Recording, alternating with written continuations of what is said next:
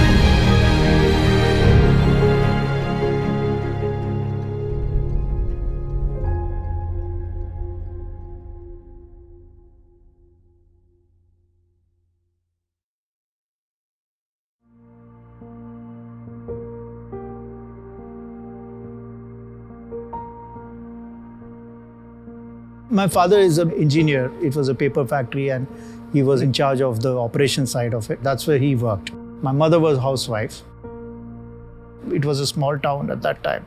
I had limited across, but we never felt of it because there was no exposure for us from outside world as to what happens.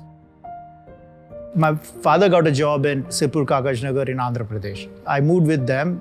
Then in the 3rd grade, I think you need to know one regional language. My comfort was more in the Maharashtra area. So that's where I moved back to my uncles and my grandparents. Every vacation, you go and visit your parents. That used to happen around in that way. The 3 co-founders of the current company. If something is to be learned from 3 of us as an entrepreneur is that how to become entrepreneur towards the later part of your life. You've been in a career for a period of time that gives you a stability. You have family, you have house, you have kids, you have skilled children, EMIs, and you kind of get it across. To take that decision to kind of one day leave around and does come with a risk. And the reason I think all 3 of us, first of all, been very fortunate to kind of have that other halves very supportive, saying that, you know what, we're deciding this thing. You know, you may not get our attention for the next few years. And that's a big demand we kind of ask across from our spouses. I've been very fortunate from that. Ritu has been very supportive of that. I could not have done because it does impact a regular way of lifestyle which you've kind of gotten used to.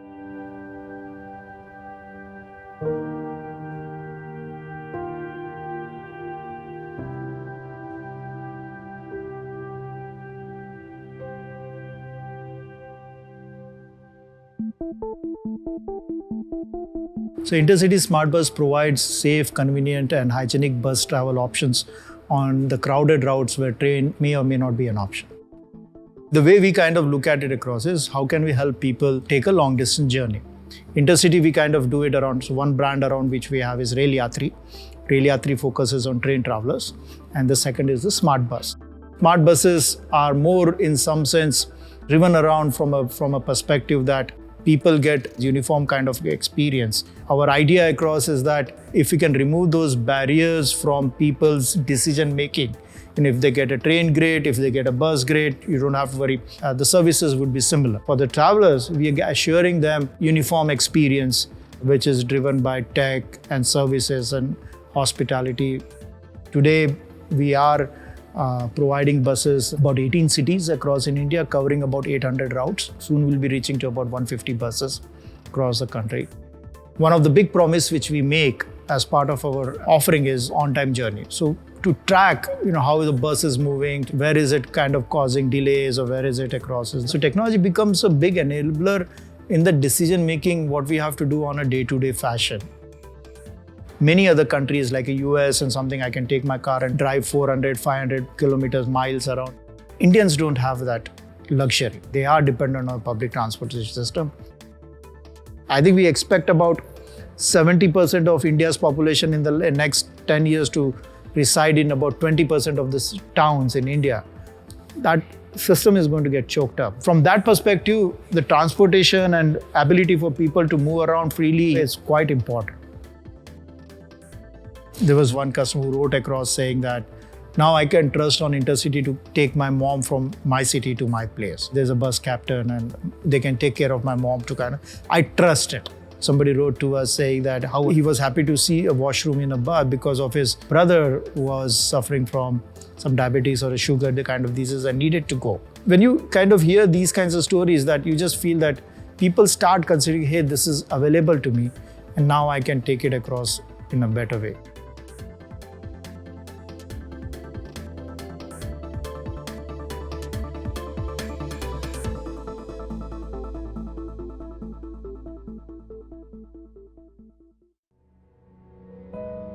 A lot of entrepreneurs fall in love with their ideas. Key across is that your ideas have to be validated by somebody else also. I encourage a lot of people of that if you have a crazy idea and you believe you're the best person, you know the right solution, but you're keeping that in your heart only, don't do that. Come out and do it.